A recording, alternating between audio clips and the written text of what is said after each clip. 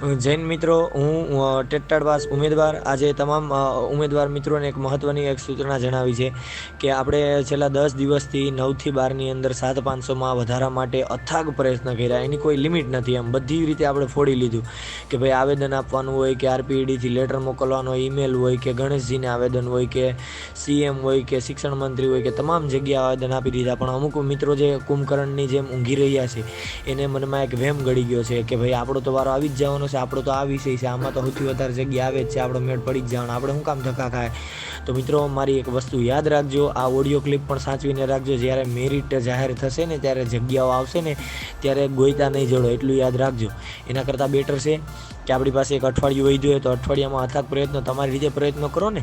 જગ્યા વધારે આવશે તો આપણું ક્યાં કંઈ લૂંટાઈ જવાનું, પણ ઓછી આવશે તો ઘર બાર બધું લૂંટાઈ જાય, એટલું યાદ રાખજો. એટલે મારે એક જ વસ્તુ કહેવું છે, આવેદન આપણે આપવાની વાત કરી હતી, લેટર પેડ ધારાસભ્ય કે સાંસદ સભ્ય હોય એમને તમે મત વિસ્તારમાં જઈને કહો તો એ કોઈ નહીં કરવા તૈયાર.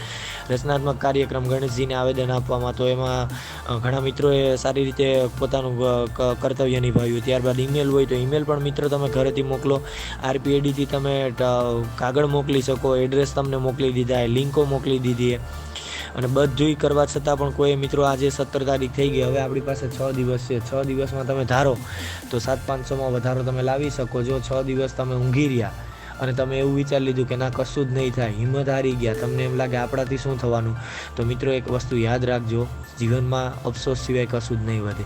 જો તમે અફસોસ કરવા ન માગતા હોય, તમે શાળામાં નિમણૂક પત્ર મેળવવા માગતા હોય, તમને એમ લાગતું હોય કે ના વધારો તો થવો જ જોઈએ, તમને જે પ્રોબ્લેમ હોય મિત્રો, આજે આપણી પાસે ગોલ્ડન ટાઈમ છે 6 દિવસનો. 25 તારીખે જાહેરાત આવવાની છે એવું કીધું છે, પણ આવે કે નહીં એ તો પછીની વસ્તુ છે. આવે તો સારી વસ્તુ છે, ન આવે તો આપણે 26એ પહોંચી જ જવાનું છે.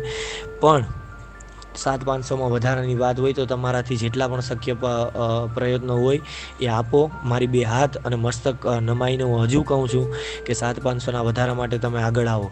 તમે 10-10 કે 5-5 લોકોની ટીમમાં ગાંધીનગર આવીને તમે સચિવાલય હોય કે વિદ્યા સમીક્ષા કેન્દ્ર હોય કે તમે માની લો કોઈ ધારાસભ્ય કે સાંસદ કે તમારા મત વિસ્તારના જાણીતા હોય તો એમને તમે કહો લેટર પેડ લખી દે.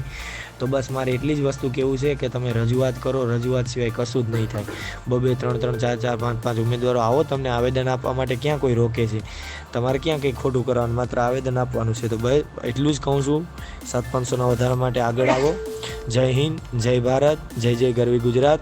જો તમને એમ લાગતું હોય કે 7,500માં વધારા માટે તમે સહમત હોય, તમે આ લડતમાં સહભાગી બનવા માગતા હોય, તો વધુમાં વધુ લોકો સુધી આ ઓડિયોને પહોંચાડજો. જય હિન્દ, જય ભારત. मंजिल मिल ही जाएगी बस यूं ही गांधीनगर जाते जाते, लेकिन बाद में पछतावेंगे वे लोग जो घर से निकले ही नहीं तब पछताए होते क्या जब चिड़िया चुग गई खेत. समझदार को मात्र इशारा ही काफ़ी है. उठो जागो और अपने लक्ष्य पर लगे रहो. जय हिंद, जय भारत.